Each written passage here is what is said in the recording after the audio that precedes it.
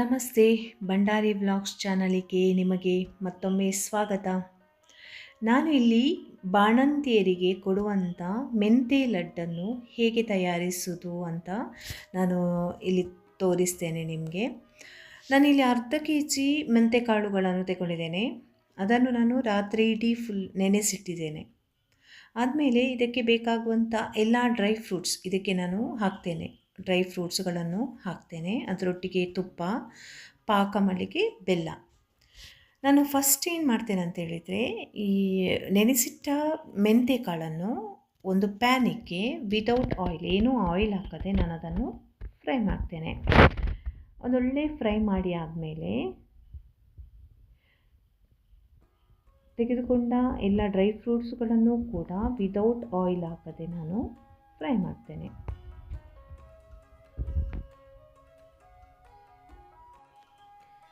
ಈ ಮೆಂತೆ ಲಡ್ಡು ಒಂದು ಸಾಂಪ್ರದಾಯಿಕ ಪಾಕವಿಧಾನವಾಗಿದೆ.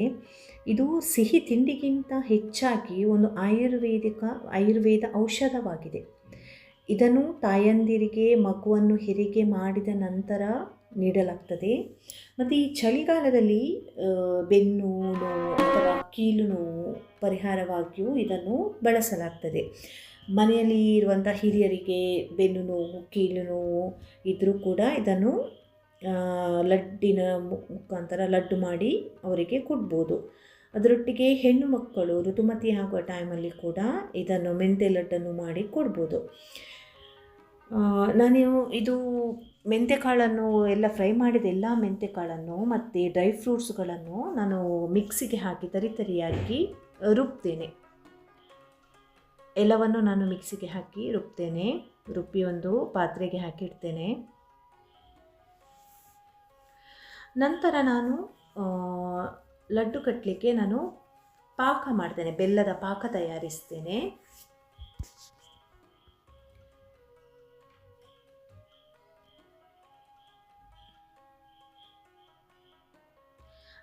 ಅದಕ್ಕೆ ನಾನು ಸ್ವಲ್ಪ ತುಪ್ಪ ಹಾಕಿದೆ. ಸ್ವಲ್ಪ ಒಳ್ಳೆ ಫ್ಲೇವರ್ ಕೊಡ್ತದೆ ಪಾಕಕ್ಕೂ ಕೂಡ. ಅದರೊಟ್ಟಿಗೆ ನಿಮಗೆ ಕಾಣುವಂತಹ ಈ ಬ್ಲ್ಯಾಕ್ ಬೆಲ್ಲ ಏನು ಅಂತ ಕೇಳೋದಾದರೆ, ಅದಕ್ಕೆ ನಾವಿಲ್ಲಿ ಓಲೆ ಬೆಲ್ಲ ಅಂತ ಹೇಳ್ತೇವೆ. ಅದು ಮಕ್ಕಳಿಗೆ, ಬಾಣಂತಿಯರಿಗೆ, ಸಣ್ಣ ಸಣ್ಣ ಮಕ್ಕಳಿಗೆ ತುಂಬ ಒಳ್ಳೆಯದು ಬೆಲ್ಲ. ಈ ಹಳ್ಳಿ ಸೈಡಲ್ಲಿ ಹೋದರೆ ಈ ಓಲೆ ಬೆಲ್ಲ ಅಂತ ಮಾಡ್ತಾರೆ, ಸಿಗ್ತದೆ ಅದು.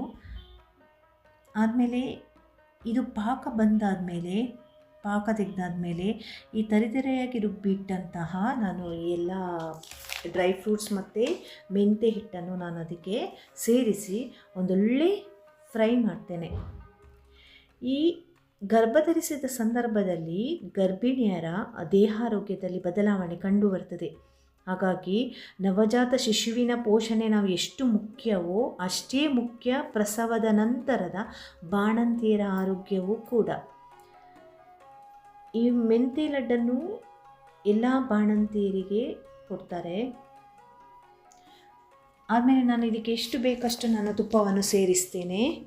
ಲಡ್ಡು ಮಾಡುವ ಟೈಮಲ್ಲೂ ಕೂಡ ಸ್ವಲ್ಪ ತುಪ್ಪವನ್ನು ಹಾಕ್ತೇನೆ. ಒಂದೊಳ್ಳೆ ಫ್ರೈ ಮಾಡಬೇಕು. ಈ ಕಹಿ ಮೆಂತೆ ಈ ಕಹಿ ಎಲ್ಲ ಹೋಗಬೇಕು. ಅದಕ್ಕೆ ಒಳ್ಳೆ ಫ್ರೈ ಮಾಡಿದರೆ ಫ್ಲೇವರು ಒಂದು ಒಳ್ಳೆ ಕೊಡ್ತದೆ ಅದಕ್ಕೆ. ಮತ್ತು ನಾನು ಡ್ರೈ ಫ್ರೂಟ್ಸ್ ಎಲ್ಲ ಆ್ಯಡ್ ಮಾಡ್ತೇನೆ ಇದಕ್ಕೆ. ಆ್ಯಡ್ ಮಾಡಿ ಆದಮೇಲೆ ನಾನು ಅದನ್ನು ಉಂಡೆ ಕಟ್ತೇನೆ. ಬಿಸಿ ಇರುವಾಗಲೇ ಉಂಡೆ ಕಟ್ಟಿದರೆ ಅದು ನಿಮಗೆ ಉಂಡೆ ಒಂದು ಒಳ್ಳೆ ಶೇಪಲ್ಲಿ ಬರ್ತದೆ. ಬಿಸಿ ಇರುವಾಗಲೇ ಸ್ವಲ್ಪ ಬದಿಯಲ್ಲಿ ತುಪ್ಪ ತೆಕ್ಕೊಂಡು ನಾನು ಉಂಡೆ ಕಟ್ತೇನೆ.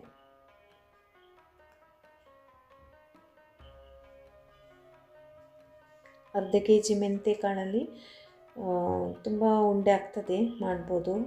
ಮತ್ತು ಇದನ್ನು ಡಬ್ಬದೊಳಗೆ ಹಾಕಿ ಶೇಖರಣೆ ಕೂಡ ಮಾಡಿಡ್ಬೋದು. ತುಂಬ ವಾರಗಟ್ಟಲೆ ಇಡ್ಬೋದು ಇದನ್ನು.